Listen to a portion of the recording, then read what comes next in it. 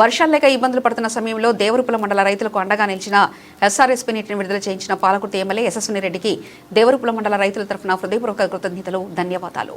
ఈ కష్టకాలంలో రైతుల కష్టాలను గుర్తించి శేషంగన్పూర్ రిజర్వాయర్ నుండి ఎస్ఆర్ఎస్పీ కాలువల ద్వారా నీరును అందిస్తున్న మన గౌరవ ఎమ్మెల్యే యశస్విని రెడ్డి గారికి రైతుల పక్షాన, కాంగ్రెస్ పార్టీ పక్షాన ప్రత్యేక ధన్యవాదాలు తెలియజేస్తూ, ఈరోజు అదే ఎర్రబెల్లి దయాకర్ రావు కళ్ళు తెరుచుకొని చూడాలి.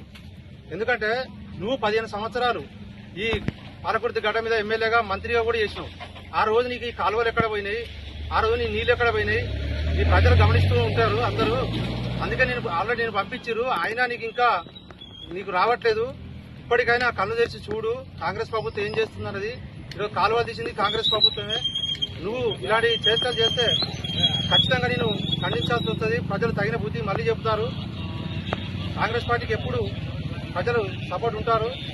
ఈ కష్టకాలంలో ఎన్నెన్నో ప్రాబ్లం వల్ల వర్ష ప్రభావం తక్కువ ఉన్నా కూడా మా రేవంత్ రెడ్డి గారు, ఉత్తమ్ కుమార్ రెడ్డి గారు, యశస్విని రెడ్డి గారు రైతులకు అండగా ఉండాలని ఈరోజు వాటర్ను రిలీజ్ చేయడం జరిగింది. ఇప్పుడు దేవరూపల మండలానికి కూడా వాటర్ అందడం జరిగింది. జై హింద్, జై కాంగ్రెస్.